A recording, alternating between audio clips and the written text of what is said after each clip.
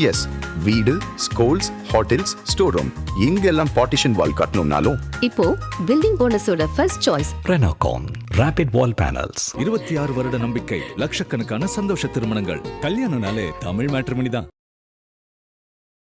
இப்போ சட்டமன்ற தேர்தல் நடந்து முடிஞ்சிருக்கு. ரிசல்ட்டுமே இன்னும் கொஞ்ச நாளில் வர இருக்கு. ஸோ யாருக்கு சாதகமாக இருக்கும்னு நினைக்கிறீங்க சார்? டிஎம்கே, நாம் தமிழர், டிவிகே இந்த 3 கட்சிகளின் தலைவர் சாவரிசை வரதுனால அவங்களுக்கு 3க்கும் வெற்றி வாய்ப்பு அதிகம். ஏடிஎம்கே பாவரிசையில் பழனிசாமி சார் வரதுனால வாய்ப்புகள் குறைவு. பெரும்பான்மை ஒரு பதற்றம், ஒரு இழுபறி, தொங்கு சட்டமன்றம், அந்த மாதிரியான ஒரு பரபரப்பான சூழ்நிலை தான்.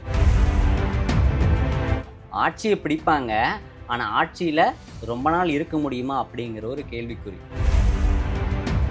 இப்போ எடப்பாடி சார் பிளேசஸை மட்டும் மாற்றி வேறு இடத்துல கேண்டிடேட்ஸை போட்டிருந்தாருன்னா இன்னைக்கு ஏடிஎம்கே தனிப்பெரும்பான்மையுடன் ஆட்சி அமைஞ்சிருக்கும். முக்கிய கட்சியின் பொறுப்பில் இருக்கிறவங்க இவ்வளோ பெரிய ஆள் தோற்று போயிட்டாரு அப்படிங்கிற பேச்சுகள் தான் வரும். அதிக விஐபி தொகுதிகளிலுமே யார் எக்ஸ்பெக்ட் பண்ணுறோமோ அந்த விஐபிகள் ஜெயிக்க மாட்டாங்க. தாவேக்கா எத்தனாம் இடத்துக்கு வரத்துக்கு வாய்ப்பு இருக்கு சார்? இப்போ விஜய் சாருக்கு சுக்கிரன் திசையில் ராகு புத்தி. இப்போ சிம்ம ராசிக்கு கண்டகச்சனியும் வேற. கண்டகச்சனியை சிம்பிளாக சொல்ல போனால் கண்டங் சனி அப்படின்னா கண்ட சனி. அது ஒரு கண்டத்தை ஏற்படுத்தக்கூடிய சனி. அது யாருக்கு? ஸ்டாலின் சார். அதன் ஆன்மீகம் நேயர்களுக்கு வணக்கம். தொடர்ந்து நம்ம சேனல்ல ஆன்மீகம் சார்ந்த நிறைய விஷயங்களை பார்த்துக்கிட்டு வரோம். அந்த வகையில இன்னைக்கு நம்ம கூட பொள்ளாச்சி ஜோதிட முனைவர் அருண் கார்த்திக் அவர்கள் தான் இணைந்திருக்கிறார்கள். வாருங்கள் பேசலாம். வணக்கம் சார். ஆதன் நேயர்கள் அனைவருக்கும் வணக்கம். எப்படி சார் இருக்கீங்க? சூப்பராக இருக்கேன் மேம். சார், பங்குச்சந்தை சார்ந்த உங்களுடைய கணிப்புகள் எல்லாமே சரியாக இருக்கு. இப்போ சட்டமன்ற தேர்தல் நடந்து முடிஞ்சிருக்கு. ரிசல்ட்டுமே இன்னும் கொஞ்ச நாளில் வர இருக்கு. ஸோ யாருக்கு சாதகமாக இருக்கும்னு நினைக்கிறீங்க சார்? பொதுவாக தனிப்பட்ட ஒரு ஜாதகம் பார்க்குறோன்னா, இப்போ எனக்கு வேலை எப்போ கிடைக்கும், கல்யாணம் எப்போ நடக்கும், நான் வீடு எப்போ கட்டுவேன், அந்த மாதிரி விஷயம்னா அது தனிப்பட்ட ஜாதகத்தின் ஆராய்ச்சி. இப்போது எலெக்ஷனில் நிற்கிறோம், யார் ஜெயிப்பாங்க, பங்குச்சந்தையில் எனக்கு பணம் எப்படி வரும், இதெல்லாம் மக்கள் சம்மந்தப்பட்ட விஷயம். அதாவது உலகியல் ஜோதிடம் இது. ஏன்னா இதில் மக்கள் இன்வால்வ் ஆகிருக்கிறாங்க. அப்போது இதனின் ஆராய்ச்சி தனி. அப்போது ஒருத்தருடைய ஜாதகத்தில் அப்போ சட்டமன்ற தேர்தல் ரிசல்ட் எப்படி இருக்கும் அப்படின்னா, அந்த யார் கேண்டிடேட்டோ யார் கட்சியின் தலைவரோ அவங்களோட ஜாதகத்தை தனிப்பட்ட ஆராய்ச்சியை விட இந்த உலகியல் சம்பந்தமான விஷயத்தையும் இதில் கொண்டு அந்த ரூல் அடிப்படையில் கணித்தா மட்டும்தான் பலன் சரியாக வரும். அப்போது நான் பங்குச்சந்தையில் நான் சரியாக ப்ரெடிக்ட் பண்ண எல்லாத்துக்குமே தெரியும். அப்போ அதுக்கு என்ன அப்படின்னா, நான் ரூல்ஸ் வச்சுருக்கேன், சர்டன் ரூல்ஸ் வச்சுருக்கேன். அப்போது இந்த உலகியல் சார்ந்த விஷயத்துக்கு நான் மெயினாக ஃபாலோ பண்ணுறது 2 ரூல். அந்த 2 ரூல் என்ன சொல்லுதோ அதுதான். அப்போது ரூலை ஃபாலோ பண்ணால் அதுக்கு பலன் கரெக்டாக வரும். இப்போது நம்ம கிரகங்கள் தன்னுடைய வேலையை மிகச்சரியாக செய்யும். அது மாற்று கருத்தே இல்லை. இப்போது நான் ஒரு 2 ரூல் வச்சுருக்கேன். இப்போ அருண் கார்த்திக் சக்ஸஸ் ரூல் அப்படின்னு வச்சுக்கோங்களேன். அதுக்கு அப்போ ரூல் நம்பர் 1 என்னன்னா, இப்போ கோச்சார குரு இருக்கிறார். ஏன்னா குரு தான் முக்கியமானவர். இப்போ எல்லா எலெக்ஷன் டைமும் நீங்கள் பாருங்கள், எலெக்ஷனுக்கு முன்னாடி பின்னாடி பக்கத்தில் குரு பயிற்சி வந்துடும். இப்போ அடுத்த மாதம் குரு பயிற்சி. அப்போ எலெக்ஷன் நடக்கிறப்ப எப்போதுமே பக்கத்தில் குரு பயிற்சி ஆயிடுவார். அந்த குரு தான் யார் ஜெயிக்கிறாங்க அப்படிங்கிற நிர்ணயம் பண்ணுறவர். அப்போ அந்த கோச்சார குரு எந்த ராசியில் இருக்கிறாரோ அந்த ராசி, அப்புறம் கோச்சார குரு பார்க்குற ராசி, இந்த ராசிகளின் நட்சத்திர எழுத்துகள், அந்த எழுத்தை பெயரின் முதல் எழுத்தாக கொண்டவர்கள் வெற்றி பெறுவாங்க. இது ரூல் நம்பர் 1. அப்போ இப்போ கோச்சார குரு எங்கே இருக்கார்? மிதுனத்தில் இருக்கார். அப்போ மிதுனம். அடுத்து பார்க்குற ராசி எது? கும்பம், தனுசு, துலாம். அப்போ இந்த 4 ராசி தான் இப்போ நமக்கு கணக்கிலே எடுத்துக்கிறோம். அப்போ இந்த 4 ராசிகளின் நட்சத்திர எழுத்துகள். அப்போ இப்போ குரு நிற்கிறது மிதுன ராசி. அப்போ மிதுனத்தின் நட்சத்திர எழுத்து காவரிசை. அடுத்து கும்பத்தை குரு பார்க்குறாரு. அப்போ கும்பமுக்கு சாவரிசை தாவரிசை. அடுத்து துலாம குரு பார்க்குறாரு. துலாமுக்கு ராவரிசை. அடுத்து தனுசை குரு பார்க்குறாரு. தனுசுக்கு பாவரிசை. அப்போ இந்த எழுத்துக்கள் மட்டும்தான் வெற்றி பெறுவாங்க. இதில் சனியும் நம்ம எடுத்துக்கணும். அப்போ சனி 10ஆம் பார்வை எதை பார்க்குறாரு? தனுசு ராசியை பார்க்குறாரு. அப்போ தனுசின் எழுத்துக்கள் எது? பா. அப்போ அந்த தனுசு எழுத்தான பா சனி பார்வையினால் பலம் குறைவு. அடுத்து மீதி உள்ள இந்த எழுத்துக்கள் எது? சாவரிசை, தாவரிசை, காவரிசை, ராவரிசை. இந்த எழுத்துக்கள்லாம் வெற்றி பெறும். அப்போது முக்கிய கட்சியின் தலைவர்கள் நம்ம எடுத்துப்போம். அப்போது டிஎம்கே தலைவர் ஐயா ஸ்டாலின் சார். அப்போ ஸ்டாலின் சா வரிசையில் பேர் ஆரம்பிக்குது. அப்போது சா வரிசை அப்போ நம்ம ரூலில் ஃபாலோ ஆகுது. அப்போ வெற்றி பெறும் எழுத்து. அடுத்து விஜய் சார். அப்போ விஜய் சாரோட ஒரிஜினல் பேர் என்ன? ஜோசப் விஜய். அப்போ ஜோசப் அப்படிங்கிறதே சா உச்சரிப்பு தானே, அப்போ அதுவும் சா வரிசை. அப்போ அந்த சாவும் வெற்றி பெறும் அடுத்த எழுத்து. அடுத்து சீமான் சார், அதுவும் சா வரிசை பெயர், அப்போ சா வெற்றி பெறும். அடுத்து ஏடிஎம்கே எடப்பாடி பழனிசாமி சார். அப்போ பழனிசாமி பா வரிசை. அப்போ பா வந்து தனுசின் எழுத்து, அது சனி பார்வை பெறதுனால பலம் குறைவு. அப்போ பா வெற்றி பெறதுக்கான வாய்ப்பு குறைவு. அப்போ பா கஷ்டம். அப்போ என்ன? டிஎம்கே, நாம் தமிழர், டிவிகே, இந்த 3 கட்சிகளின் எழுத்துக்கள் தலைவர் சா வரிசை வர்றதுனால அவங்களுக்கு 3க்கு வெற்றி வாய்ப்பு அதிகம். அடுத்து ஏடிஎம்கே பா வரிசையில் பழனிசாமி சார் வர்றதுனால வாய்ப்புகள் குறைவு. அப்போது 3 முப்பெரும் கட்சிகளின் தலைவர்கள் வந்து சா வரிசையில் வந்துட்டதுனால அதில் யார் ஜெயிப்பாங்க? அப்போது இப்படி தலைவர்கள் 3 பேருமே சா வரிசையில் வந்துட்டதுனால பெரும்பான்மை ஒரு பதற்றம், ஒரு இழுபறி, ஒரு தொங்கு சட்டமன்றம், அந்த மாதிரியான ஒரு பரபரப்பான சூழ்நிலை தான் போகும். இது ஒன்று. இதில் யார் ஜெயிப்பாங்க அப்படிங்கிறது தான் என்னுடைய rule number 2, Arun Karthik success rule number 2. நான் ஷேர் மார்க்கெட் அஸ்ட்ராலஜிக்கும் நான் இந்த ரூலை ஃபாலோ பண்ணுறேன். அப்போ அந்த செகண்ட் ரூல் என்ன சொல்லுதுன்னா, இப்போது கோச்சார குரு இருக்கிறார். அந்த சம்பவம் நடக்கும் காலகட்டத்தில் கோச்சார குரு பரிவர்த்தனை அடைஞ்சிச்சுன்னா யார் சம்பவத்தில் சம்மந்தப்படுறாங்களோ அவங்களுக்கும் குரு பரிவர்த்தனையாக இருந்துச்சுன்னா அவங்க வெற்றி பெறுவாங்க. அப்போ இதை வந்து நான் ஷேர் மார்க்கெட்டு பயன்படுத்திக்குவேன். கோச்சார குரு வந்து பரிவர்த்தனை ஆகும்போது யாருடைய ஜாதகத்தில் பரிவர்த்தனையாக இருக்குமோ அவங்கள வச்சு ட்ரேட் பண்ணுறது, அவங்களோட அமௌண்ட்டை ஃபண்டை யூஸ் பண்ணி ட்ரேட் பண்ணுறது. அப்போ அது வந்து ஜெயிச்சிரும். அப்போது இவங்க எல்லா தலைவர்கள் ஜாதகத்தில் பார்த்தோம்னா ஸ்டாலின் சாரோட ஜாதகத்தில் குரு பரிவர்த்தனை. அப்போ எலெக்ஷன் நடந்த நாள் ஏப்ரல் 23 அப்போது குரு புதன் பரிவர்த்தனை. ஸ்டாலின் சாரோட ஜாதகத்தில் குரு செவ்வாய் பரிவர்த்தனை. அப்போ இந்த கோச்சாரத்துலேயும் குரு பரிவர்த்தனை அடைஞ்சிட்டாரு. அடுத்து ஸ்டாலின் சாரோட ஜாதகத்துலேயும் ஜனனகால ஜாதகத்துலேயும் குரு பரிவர்த்தனை அடைஞ்சிட்டாரு. அப்போ சக்ஸஸ் ரூல் நம்பர் 2 ஃபாலோ ஆகுது. ஆனால் மீதி உள்ள கட்சி தலைவர்களுக்கு குரு பரிவர்த்தனை அடையவில்லை.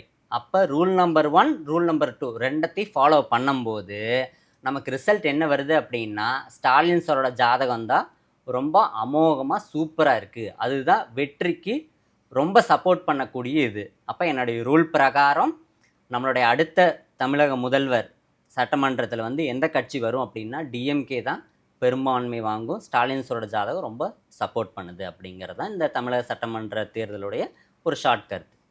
இப்போ உங்களுடைய கருத்து நீங்கள் எக்ஸிட் போலுமே பார்த்துருப்பீங்க. எக்ஸிட் போலுமே வந்து நீங்கள் சொல்கிற கருத்து தான் வந்து முதன்மையாக வந்து வந்திருந்தது. திராவிட கட்சியான திமுக தான் இந்த முறையுமே வந்து ஆட்சி அமைக்கும்னு சொல்கிறாங்க. ஆனால் வந்து 4 முனை போட்டி ரொம்ப தீவிரமாகவே நிலவி வருது. நீங்கள் சொன்ன மாதிரி அதிமுகவுக்கு பெரும்பான்மையான வெற்றி பெறும் வாய்ப்பு குறைவாக இருந்தாலும் அவங்களுமே வந்து 2ஆம் இடத்துல தான் வந்து வராங்க. தாவேக்கா, நாம் தமிழர் எடுத்துக்கிட்டா கூட தாவேக்கா 3ஆம் இடத்துல தானே இப்போ வரைக்கும் இருக்காங்க. ஸோ யார் முதல்வர் ஆகிறதுக்கு அதிகமான சான்ஸ் இருக்குது? நீங்கள் சொன்ன மாதிரி தொங்கு சட்டமன்றம் கூட நிலவி வரும் சூழ்நிலையில் தான் இருக்குது. ஸோ யார் முதல்வர் ஆகிறதுக்கு அதிக வாய்ப்பு? ஓகே, அப்போ ஜாதக ரீதியாக ஆராய்ஞ்சோம் அப்படின்னா, இப்போ குரு மிதுனத்தில் இருக்கார், அடுத்து கடகத்துக்கு போவார். தலைவர்கள் எல்லாமே பார்த்தா கடகம், சிம்மம், கன்னி ராசிக்காரங்களாக வர்றாங்க. அப்போ குரு அடுத்தடுத்து போகிற ராசிகள்லையா தலைவர்கள் இருக்காங்க. விஜய் சார் கடகராசி, அடுத்து ஸ்டாலின் சார் சிம்ம ராசி, சீமான் சார் சிம்ம ராசி, கன்னி ராசி எடப்பாடி சார். அப்போ இவங்க எல்லாமே அடுத்தடுத்த ராசிகளில் வர்றாங்க. இப்போ இதில் அப்போ யார் முதல்வர் ஆவாங்க அப்படின்னா, நம்ம ரூல் என்ன சொல்லிருச்சு? ஸ்டாலின் சார் தான் முதல்வர்னு சொல்லிருச்சு. அப்போ ஜோதிடப்படி ஸ்டாலின் சார் தான் முதல்வர். இருப்பினும் நம்ம எலெக்ஷன் நடந்தப்போ குரு புதன் பரிவர்த்தனை, ஆனால் எலெக்ஷன் ரிசல்ட் வர்றப்போ குரு புதன் பரிவர்த்தனை இல்லை. அப்போது எலெக்ஷன் நடந்த நாள் ஸ்டாலின் சாருக்கு ரொம்ப சப்போர்ட், ஆனால் எலெக்ஷன் ரிசல்ட் நாள் வந்து ஸ்டாலின் சாருக்கு சப்போர்ட் குறைவாக இருக்குது. அப்போ என்ன, ஆட்சியை பிடிப்பாங்க, ஆனால் ஆட்சியில் ரொம்ப நாள் இருக்க முடியுமா அப்படிங்கிற ஒரு கேள்விக்குறி. அப்போ இந்த குரு கொடுப்பாரு, அட் த சேம் டைம் அதை பறிக்கிறதுக்கு உண்டான வேலையும் செய்வார். ஆனால் ரூல் என்னன்னா இதை நடத்தி கொடுத்துரும். அப்போது யார் வந்து முதல்வர் அப்படின்னா திரு ஸ்டாலின் சார் தான், டிஎம்கே தான் ஆட்சி அமைக்கும். நீங்கள் சொன்ன மாதிரி திமுக தான் ஆட்சி அமைக்கும். இப்போ வந்து எவ்வளோ சீட் எந்தெந்த கட்சிகள் வாங்கும் சார்? ஓகே, இப்போது கட்சிகள் எவ்வளோ சீட்டு வாங்கும் அப்படிங்கிறதுக்கு நம்ம எல்லா கேண்டிடேட்டோட ஜாதகம் அனலைஸ் பண்ணால் தான் நம்ம சொல்ல முடியும். நான் வந்து மேக்ஸிமம் கேண்டிடேட்ஸ் அனலைஸ் பண்ணுறதுக்கு நான் சர்ச் பண்ணேன். மெஜாரிட்டி வந்து எனக்கு ராசிகள் கிடச்சிது, நட்சத்திரங்கள் கிடச்சிது. பட் அவங்களோட டேட் ஆஃப் பர்த் படி ஜாதக கட்டம் அப்படிங்கிறது எனக்கு கிடைக்கல. அப்போது மெஜாரிட்டி நான் அனலைஸ் பண்ணதில்லை. நம்ம இன் டீட்டெயிலாக நம்ம போக வேண்டாம். அப்போ ஓவராலாக பார்த்தா டிஎம்கே அண்ட் அலையன்ஸ் அவங்களோட பார்ட்டிகள் பார்த்தா 3 டிஜிட்டில் நம்பர் ஆஃப் சீட்ஸ் வந்து வின் பண்ண வாய்ப்பு இருக்குது. அடுத்து பழனிசாமி சார் ஏடிஎம்கேல பார்த்தா அவர் நிப்பாட்டின அவரோட கேண்டிடேட் செலெக்ஷன், அப்புறம் எந்தெந்த பிளேஸில் வந்து அவர் கேண்டிடேட்டை நிப்பாட்டினாங்க அப்படிங்கிறதுல சில பிரச்சனைகள் அவர் சந்தித்ததுனால அவங்க வந்து டபுள் டிஜிட்டில் வந்து சீட்ஸ் வாங்குவாங்க. அடுத்து விஜய் சார் வந்து கடகராசியாக இருக்கிறதுனால அந்த கடகத்தை குரு நோக்கி போகிறதுனால நிறையா வந்து ஓட்டு வாங்குவார். ஆனால் சீட்ஸ் எவ்வளோ வாங்குவார் அப்படிங்கிறது ஒரு கேள்விக்குறி தான். நமக்கு வந்து நம்பர் ஆஃப் சீட்ஸ் தானே முக்கியம். அப்போ ஓட்டு வாங்குவார், ஆனால் சீட்ஸுங்கிறது குறைவு. அப்போ டிவிக்கு எவ்வளோ சீட்ஸ் வாங்கும்? சிங்கிள் டிஜிட்டில் தான் வாங்கும். அடுத்து அதே மாதிரி நாம் தமிழர் கட்சியும் சிங்கிள் டிஜிட். நாம் தமிழர் கட்சியுடைய தலைவர் சீமான் தான் சாவரிசையில் எக்ஸாக்ட் அவருடைய பேர். ஆனால் அவருடைய பிளேஸ், அவர் நிற்கிற இடம், அவர் கேண்டிடேட்ஸ் நிப்பாட்டின இடமெல்லாம் சரியாக இல்லை. அதனால் வந்து அவங்கெல்லாம் வந்து தோல்வியை நோக்கி, அதாவது ரொம்ப குறைவான சீட்டுகள் வந்து வின் பண்ணுறாங்க. அப்போ அவரும் வந்து சிங்கிள் டிஜிட்டில் தான் வாங்கிறதுக்கான வாய்ப்புகள் உண்டு. இப்போ இதெல்லாம் பார்க்க போனால் விஐபி தொகுதி. ஸோ அந்தந்த கேண்டிடேட் முக்கியமான வேட்பாளர்கள் நிற்கிற தொகுதி பெரம்பூர், கொளத்தூர், காரைக்குடி, அதுக்கப்புறமா விஜய் நிற்கிறது பெரம்பூர். இது எல்லா இடத்துலையுமே வந்து யார் அதிகமாக ஓட்டு வாங்குறதுக்கு வாய்ப்புகள் இருக்கு? ஓகே, இப்போது நம்ம எலெக்ஷனுக்கு முன்னாடியே வந்து நிறைய வந்து கேள்வி கேட்டாங்க. நீங்கள் வந்து சொல்லுங்கள் ஜாதகம் வந்து என்ன சொல்லுது. ஏன்னா எல்லாமே கிரகங்கள் ஒன்றும் வந்து எலெக்ஷனுக்கு முன்னாடியும் பின்னாடி மாற போகிறதில்ல, அப்படியே தான் இருக்க போகுது. பஞ்சாங்கம் இன்னும் 100 வருஷம் கழிச்சு கிரகம் எங்கே இருக்கும் அப்படின்னா நம்ம கம்ப்யூட்டர் தட்டினா காமிச்சிரும். அப்போ வந்து எல்லா ஜோதிடர்களும் அந்த பலனை வந்து யார் ஜெயிப்பாங்கன்னு சொல்ல முடியும். ஆனால் வந்து ஏன் எல்லாரும் சொல்ல மாட்டேங்கிறாங்க அப்படின்னா, இந்த கட்சிக்கு இவர் சாதகமாக பேசுகிறாரு அப்படிங்கிற பேர் வந்துருங்கிறக்காக தான். இப்போ நானே வந்து ஏன் வந்து எலெக்ஷன் முடிஞ்சு ரிசல்ட்டுக்கு முன்னாடி சொல்கிறோம் அப்படின்னா, அப்படி சொல்லிட்ட பிரச்சனை இல்லை. ஏன்னா நாங்கள் யாருக்கும் சப்போர்ட் பண்ணல. ஜாதகத்தை மட்டுமே, கிரகங்களை மட்டும் வைத்து மட்டுமே அதை ஃபாலோ பண்ணி கிரகம் என்ன சொல்லுதோ அதை மட்டும்தான் நாங்கள் சொல்கிறோம். அப்போது யாரெல்லாம் இந்த விஐபி தொகுதிகள நிலை என்ன அப்படின்னா, விஐபி தொகுதிகள் இப்போது எல்லாருமே தன்னுடைய சொந்த இடம், இப்போ ஜாதக ரீதியாக தன்னுடைய சொந்த இருப்பிடம், வசிப்பிடம், அவங்களுடைய ஊர் சப்போர்ட் பண்ணுமா அப்படிங்கிற ஒரு விஷயம் இருக்குது. இப்போது ஜாதகம் என்னதான் சப்போர்ட் பண்ணாலும் அந்த இடம். அப்போது 3 விஷயம் ஜாதகத்தில் ஆராயணும்: ஜோதிடம், வாஸ்து, கர்மா. அப்போ வாஸ்து அப்படிங்கிறது இதில் எங்கே வருது அப்படின்னா, எந்த இடத்துல நம்ம நிற்கிறோம். அப்போது இந்த விஐபி தொகுதிகளுமே பார்த்தா கிட்டத்தட்ட ஒரு 10 விஐபி 15 விஐபி தொகுதிகள் இருக்குது. அந்த தலைவர்கள்லாம் நிற்கிற இடமும் சிறப்பாக இல்லை. அந்த கட்சியின் தலைவர் வந்து இவர் இந்த இடத்துல நிற்க வைக்காமல் வேறு இடத்துல நிற்க வச்சுருந்தாருன்னா, இப்போ எடப்பாடி சார் வந்து பிளேஸஸை மட்டும் மாற்றி வேறு இடத்துல கேண்டிடேட்ஸை போட்டிருந்தாருன்னா இன்றைக்கி ஏடிஎம்கே வந்து தனிப்பெரும்பான்மையுடன் ஆட்சி அமைஞ்சிருக்கும். அதே மாதிரி டிவிகேயும் விஜய் சார் வந்து கேண்டிடேட்ஸை நிப்பாட்டின இடங்கள் மட்டும் பிளேஸை மாற்றியிருந்தாருன்னா அவர் ஆட்சி அமைச்சிருப்பார். ஏன்னா அவங்களாம் ராசி ரொம்ப சப்போர்ட் பண்ணக்கூடிய ராசிகள். ஆனால் ஏன் ஸ்டாலின் சாரோடது டிஎம்கே வந்து தனிப்பெரும்பான்மை வருதுன்னா, அவங்க முன்னாடியே ஒரு பிளானை போட்டாங்க. ஆனால் லாஸ்ட் மொமெண்ட்டில் அந்த கேண்டிடேட் செலெக்ஷனுக்கு முன்னாடி அவங்கள பிளேஸ் எல்லாம் மாற்றிட்டாங்க. அப்போ அது வந்து நான் யோசித்தேன், யாரோ வந்து ப்ராப்பராக வந்து கைடன்ஸ் கொடுத்து இவங்க வந்து இந்த இடத்துல நிப்பாட்டியிருக்காங்கங்கிறது தான். அப்போ இந்த விஐபி தொகுதிகளுமே தலைவர்கள் அந்த இடத்துல ஜெயிக்காமல், கட்சியின் தலைவர்கள், முக்கிய கட்சியின் பொறுப்பில் இருக்கிறவங்க இவ்வளோ பெரிய ஆள் தோற்று போயிட்டார் அப்படிங்கிற பேச்சுகள் தான் வரும். அப்போ அதிக விஐபி தொகுதிகளிலுமே யார் எக்ஸ்பெக்ட் பண்ணுறோமோ அந்த விஐபிகள் ஜெயிக்க மாட்டாங்க. மிக ஒரு சொற்ப வாக்கு வித்தியாசத்தில் அவங்க வந்து தோல்வியை தழுவாங்க அப்படிங்கிறதான். இண்டிவிஜுவலாக நான் நேம சொல்ல விரும்பலை, பட் முக்கிய தலைவர்கள் வந்து விஐபி தொகுதிகளில் சீட் வாங்க மாட்டாங்க அப்படிங்கிறது தான் பலன். இப்போ நம்ம முன்னாடி பார்த்த மாதிரி முதல் இடம் யாருன்ற மாதிரி நீங்கள் சொல்லிட்டீங்க. இப்போ தாவேகாக்கு ஒரு புதிய கட்சின்றதுனால ரொம்ப பெரிய எதிர்பார்ப்பு இருக்குது. ஒரு வீட்டில் ஒருத்தராவது தாவேகாக்கு வந்து வாக்களிக்கிற நடைமுறையில் தான் வந்து இருந்துகிட்டு இருக்கு. ஸோ இப்போ தாவேகா எத்தனாம் இடத்துக்கு வரதுக்கு வாய்ப்பு இருக்குது சார்? ஓகே, தாவேகா 3ஆம் இடத்துக்கு வர்றதுக்கு வாய்ப்பு. இப்போ விஜய் சாருக்கு சுக்கிரன் திசையில் ராகு புத்தி. அப்போ சுக்கிரனுக்கு எப்போதுமே ராகுகேதுக்கள் சப்போர்ட் பண்ண மாட்டாங்க. அப்போ ராகுகேது வந்து மாயை, ஏமாற்றம். அப்போ சுக்கிரன் அப்படிங்கிறது பணம், சுக்கிரன் அப்படிங்கிறது பெண், சுக்கிரன் அப்படிங்கிறது மனைவி. அப்போ அது சார்ந்த விஷயத்தில் இந்த ராகு புத்திங்கிறது ஏமாற்றத்தை கொடுக்கும். அப்போ அவர் தன்னுடைய மனைவியை பிரிந்ததால் என்ன, சுக்கிரன் வெளில போயிடுச்சுன்னா எல்லாமே வெளில போயிடும். அப்போ மனைவி வெளில போயிட்டாங்கன்னா பணமும் வெளில போகும். அதே மாதிரி கட்சியில் அரசியலில் வெற்றியும் சுக்கிரன் தான் தீர்மானிக்கும். அப்போ அந்த சுக்கிரன் வெளில போயிட்டதுனால இவரோட வெற்றியும் வெளில போகுது.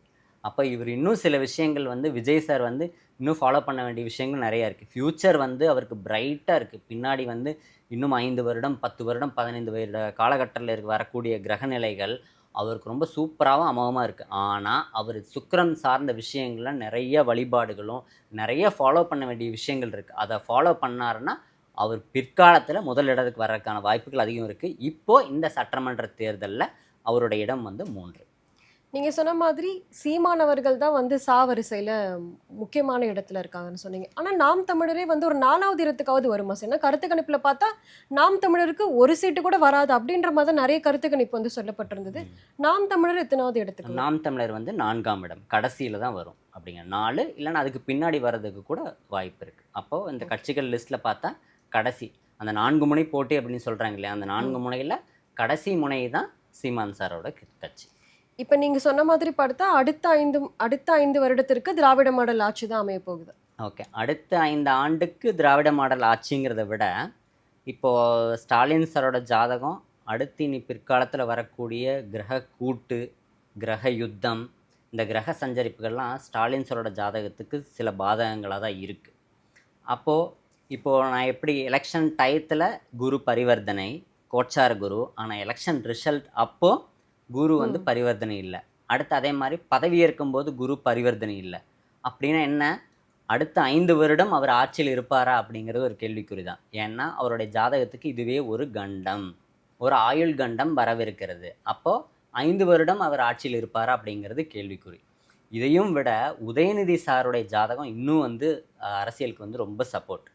அப்போது அவர் பின்னாடி முதல்வராக வந்து உதயநிதி சாரை அறிவித்தாலோ இல்லைன்னா இந்த முதல்வர் கேண்டிடேட்டாகவே உதயநிதி சாரை அறிவித்தாலோ வந்து அவருக்கு வாய்ப்புகள் ரொம்ப பிரகாசமாக இருக்கும். டிஎம்கே ரொம்ப வருஷம் நீடிக்கும்.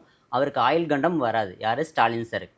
ஸ்டாலினே முதல்வர் நீடிச்சார்னா இன்னும் 1 வருடம் 1.5 வருட காலகட்டங்களில் அவருக்கு வந்து ஆயுள் கண்டம் ஏற்பட வாய்ப்பு இருக்குது. அப்போ அந்த டைமில் இவர் கரெக்டாக ஒரு ப்ராப்பரான டெசிஷன் எடுத்து அவர் உதயநிதி சாரை வந்து சிஎம் போஸ்ட்டில் உட்கார வச்சுட்டாருன்னா அவரோட ஆயுள் கண்டத்துலேருந்து அவர் தப்பிச்சிருவார். அப்போது டிஎம்கே மாடல் திராவிட மாடல் தான் ஆட்சியில் இருக்கும். ஆனால் முதல்வர் சார் வந்து ஸ்டாலின் சாரா அப்படிங்கிறது 5 வருஷத்துக்கு அப்படிங்கிறது வாய்ப்பு குறைவு. இது வந்து பின்னாடி பாஸ்ட் ஹிஸ்ட்ரியும் நம்ம செக் பண்ணோம்.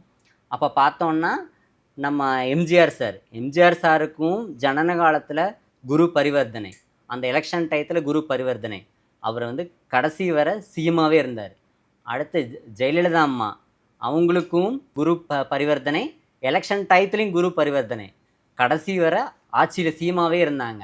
ஆனால் கலைஞர் சாருக்கு குரு பரிவர்த்தனை இல்லை ஜாதகத்தில்.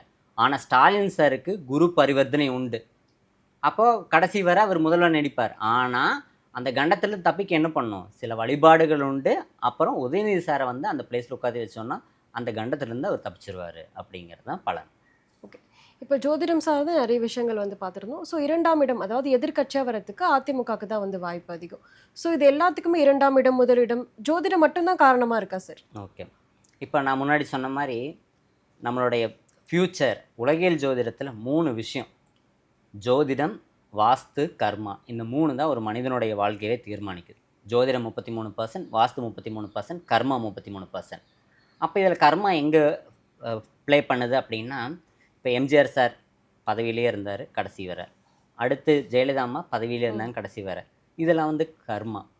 அடுத்து வாஸ்து எங்கே ப்ளே பண்ணுதுன்னா, எந்த இடத்துல நம்ம நிற்கிறோம், எந்த பிளேஸில் நம்ம வந்து போட்டியிடுறோம், நம்ம எங்கே இருக்கோம் வெற்றி பெற, அடுத்து நம்ம எந்த இடத்துக்கு போகிறோம் அப்படிங்கிறதெல்லாம் வந்து வாஸ்து இதில் ப்ளே பண்ணிடும். அப்போ நான் இந்த தோல்வியை தழும்பும் கட்சிகளுக்கு காரணம் என்ன அப்படின்னா, அவங்க சரியான இடத்துல அந்த கேண்டிடேட்டை நிப்பாட்டல அப்படின்னு சொன்னேன் இல்லைங்களா, அங்கே தான் வந்து வாஸ்து ப்ளே பண்ணுது.